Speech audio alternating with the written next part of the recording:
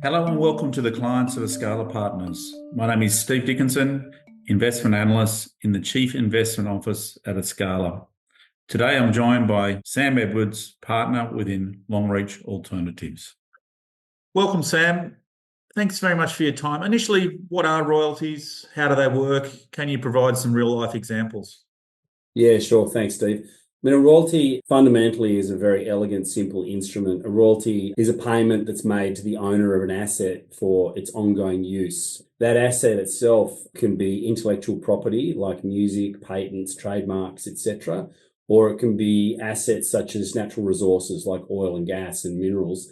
Fundamentally, the importance is that you have to own the asset. Perpetual ownership, a statutory right or something of that nature is essential in creating a real royalty. How do they work? The owner of that asset, whether it be that intellectual property or the physical asset, grants the right to use the asset to an operator, if you like, in exchange for a share of the revenue it generates. So you can think of an artist earning money every time their song is played, whether it's on Spotify, YouTube, a television advertisement, whether it's the theme song for a television show or a film. Every time that's played, they receive a share of the revenue. Or, for example, in an oil and gas field, the owner of the minerals can lease those minerals to an operator, whether that's Chevron or Continental or BP, the usual suspects. They'll take no operational risk, no capex risk, etc., but will share in the revenue and the offtake of that gas field. Some real world examples I just gave: music, we just explained; mining and energy, we just explained; and pharmaceuticals is a very large industry that many would be familiar with. The intellectual property of the science that sits behind things such as vaccines and other pharmaceutical drugs, that IP is essentially leased out to a manufacturer, whether it be Pfizer or Johnson & Johnson, etc. And the IP owner receives a royalty payment, which is a share of the sales, the revenue of that particular drug. So if you think about that, it's really just price times volume that determines the return element of a royalty to the royalty owner. So, how do you compare royalty investing to other investments? Yeah, it's another great question. The typical comparisons are going to be to the likes of equity and debt. Unlike equity, if you think about it from the issuer of a royalty, royalties are great for those folks because they're non-dilutive. It's non-dilutive to ownership, unlike equity. And for the royalty owner, there is no corporate exposure per se. So the management exposure is limited to nil. No operating exposure, no capex exposure. Example of that is if you do in fact own, say, a gas resource, and say Chevron is actually the operator of that resource, and Chevron go broke, that's fine. You own the resource. Chevron move on. You lease it to another operator, to a BP, to a Continental, etc.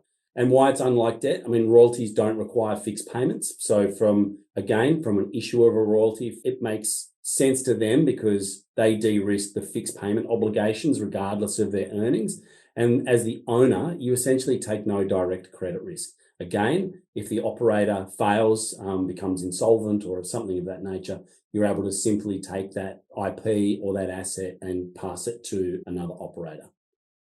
Is it fair to say not all royalties are equal? And can you explain what makes a true royalty? Additionally, how big is the estimated royalty finance investment universe?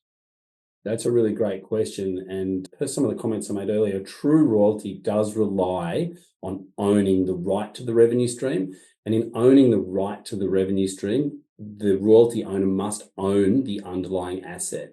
There are many structured credit instruments and the like that can look and feel like royalties, synthetic royalties, but a true royalty does rely on either owning that intellectual property, the IP, perpetually, or owning the asset, such as a mining asset, in a perpetual sense, not having a tenement or a lease over that asset. Ownership is essential. The key characteristics of a true royalty are, one, that it's asset backed, as I explained, that it is revenue linked, that it's a share of the revenue, and really also importantly, and why they're such attractive long-term assets, is they're self-liquidating in nature. Many royalties pay out over time, and that really significantly reduces risk. Makes them really attractive from a private wealth, family office type investment philosophy as well.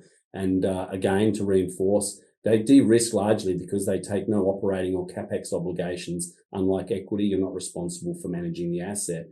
Your question around the size of the industry, what we do and what PG3 does is a multi-sector approach, so investing across all sectors. So whilst individual sectors have their own market capitalization, the estimated current size across all sectors is approximately $1 trillion US. However, there's forecasting that we believe is appropriate that over the next 5 to 10 years, as more industries adopt royalties as a financial instrument, that size grows to circa $2 trillion US. Given what you said, why is a diversified approach in royalties particularly important? Yeah, it's a great question. Diversification, as you know as well as anybody, it's kind of the only free lunch in finance. So the same rule applies across sectors in royalties. Being diversified has a natural risk reduction benefit.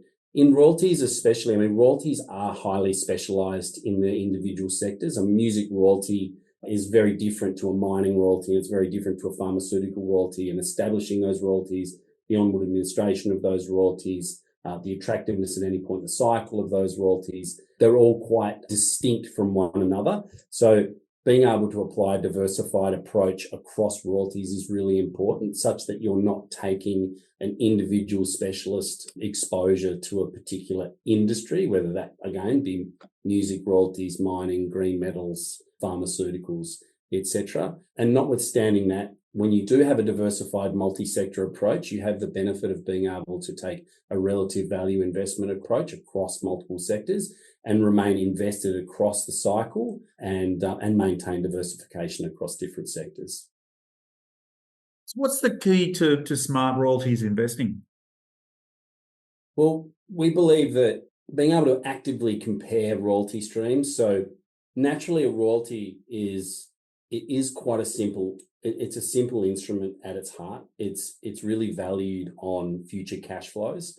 However, sometimes royalties can appear very attractive in certain sectors and be quite fairly valued. In other periods, other times during the cycle, they can become arguably quite expensive. We've seen that in music royalties. Music royalties historically have traded on around a 10 times cash flow. In recent years, 2020, 21, when music royalties became increasingly popular, multiples jumped to in excess of 18 times, in some cases as high as 25 times.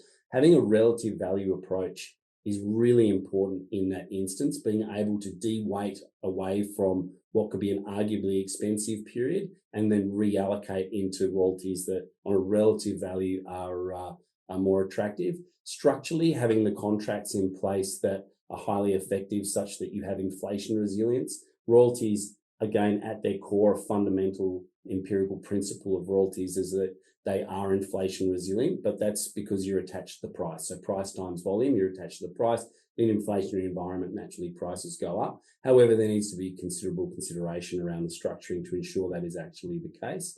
And then managing performance expectations. The performance expectations over time should theoretically be stable, low to mid-digit returns. Music royalties around 9 to 11% net return, pharma 10 to 12, US natural gas 10 to 15, media, sports and brands around 10 to 15% as well. How would you describe PG3's multi-sector approach, and where does the strategy invest?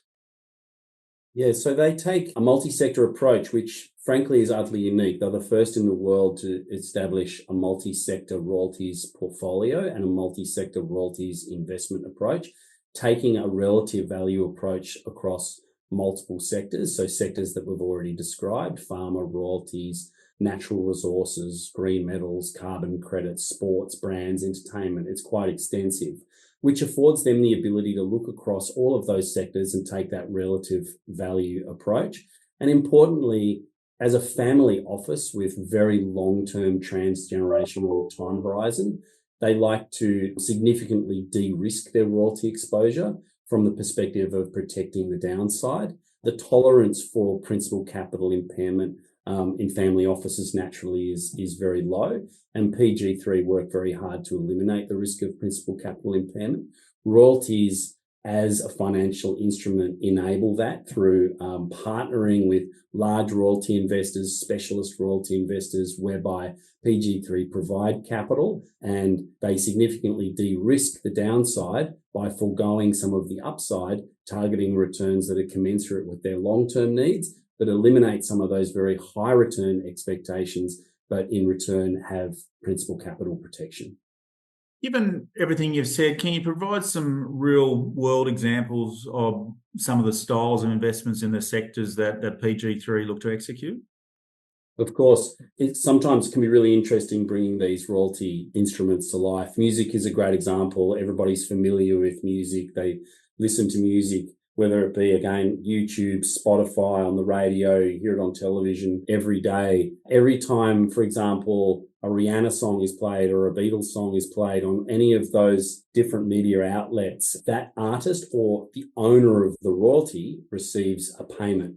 For example, I'll give you two real world examples. I mean, Justin Bieber, a young guy, he sold his entire back book for $300 million US. I presume he's about 30 years old. Music royalties are great. They're an enduring asset. They last. The royalty owner owns the exclusive access to those royalty payments for 70 years beyond the author's death. So in the example of Justin Bieber, if he were to live another 60 years, you would add another 70 years beyond that, making it a 130-year investment. I'm not sure if people will be listening to Justin Bieber in 130 odd years, but the entitlement is exclusively to the royalty owner. And another example is when Rihanna played at the Super Bowl. She did the halftime show. She did it for free. She was not paid to do that show, but in the days following that show, she made in excess of $40 million a day on her royalties as people paid her songs on various streaming services, far more having heard her play the halftime show. Another real world example is pharmaceuticals. Again, often the actual developer or scientist, if you like, that develops many of the drugs that we know and have become very familiar with. The COVID vaccine is a great example. There was an expediency to market. In fact, there was a couple of scientists that developed one of the first vaccines, and then they sold that IP, that intellectual property, that royalty, if you like, to Johnson & Johnson and Pfizer, and had a share of the revenue of the production of that particular drug. And that pretty much exists across all of the drugs that we know in the world, life-saving drugs, daily drugs, where scientific organizations have developed those, and that IP then is utilized by a very large pharmaceutical manufacturer, and the developer of that IP then receives an ongoing royalty whilst that drug is being produced. The longevity is slightly curtailed in pharmaceuticals, in that the ability to have an exclusive drug in the market extends only out for 7 odd years, at which point in time generic drugs can be produced by other manufacturers. So there needs to be some thoughtfulness in the way that pharmaceutical royalties are priced, to the extent that the longevity is not something that's akin to, say, a mining royalty or a music royalty. Touching on that, on mining and energy royalties, this is actually a pretty interesting space, in that owning the actual asset is quite challenging in mining royalties. For the most part across the world, the mining resources themselves are in fact owned by the government, whereas in one particular country, in the US is utterly unique in that the landowner, the surface owner, whether it be a farmer or yourself in your house, you theoretically own everything beneath your land all the way to the core of the earth, which means that landowners can in fact find themselves the owners of underlying minerals and resources. In the US, it's a multi-trillion-dollar industry whereby owners sell the subsurface to resource investors who then own that asset. When they own that asset, being the subsurface real estate, if you like, which contains oil and gas or other minerals, they then lease that to an operator and collect a royalty from whatever they extract and sell, so participating in the revenue. So I hope that helps. How does PG3 apply all of this?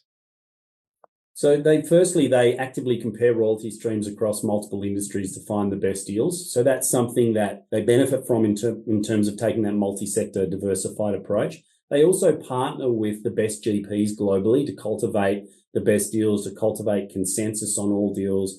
And they invest across primary, secondary, co-invest and direct. And they'll never do a deal on their own. They will always work with the best in class to, again, cultivate best in class consensus as it relates to each transaction. In saying that, they structure all of the contracts, they structure it to ensure inflation resilience, but they also structure alongside those GP relationships to protect the downside. Per previous comments, often foregoing the upside. in most instances, and a good real world example is in pharmaceuticals. PG3 will only invest in post-FDA pharmaceutical transactions. They're not looking for pre-FDA risk. Post-FDA transactions are the only allocation that PG3 will make in the space. But in doing so, the minimum bite size for a post-FDA pharmaceutical royalty transaction is in excess of $1 billion. PG3 is a family office. They're not allocating $1 billion to a single transaction. They would forego diversification in doing so. So again, they'll partner with best-in-class investors and they'll hedge away risk where they can. And they do that in many instances by structuring the transactions to protect the downside. Again, coming back to a pharmaceutical example, they might participate in a $1 billion transaction, but they'll allocate $50 million to that transaction. And in doing so, that transaction for, say, a Blackstone might represent a 25% IRR forecast. The return expectation, the long-term return expectation for PG3 is 10 to 12%. They're not looking to do anything above that, but they want to protect the downside. So in an instance like this, they'll allocate $50 million to the transaction. They'll sweep 100% of the royalty cash flows to PG3 first. They'll take all of the cash flows across the entire transaction, which pays them back very, very quickly. And then they'll just take a smaller royalty share beyond reaching that break-even point, which represents about a 10 to 12% return to PG3 and enables the Blackstone and the other more directional investors to essentially benefit from taking all of the upside that PG3 has foregone to protect themselves and protect their capital on the way in. And on the energy side as well, PG3 will only allocate to natural gas. They don't allocate to oil. They only allocate in the US, where it has the highest ESG and environmental protections, and they'll only invest where reserves are 100% proven. And finally, is there anything else you'd like to share before we close? Look, we believe that, royalties offer, highly fit for purpose allocation to portfolios, demonstrably uncorrelated to other asset classes, especially when invested into in a diversified multi-sector relative value approach. When you're investing in them based on their hold for life, self-liquidating nature, they're arguably a highly de-risked asset class that can provide, stable, long-term, reliable income, as well as returns generated from long-term accumulating growth. Sam, thank you very much for your time today. I think we gained some very topical insights into the royalties universe and some of the opportunities that PG3 is currently seeing. I hope everyone enjoyed the update, and we look forward to sharing further information with you going forward.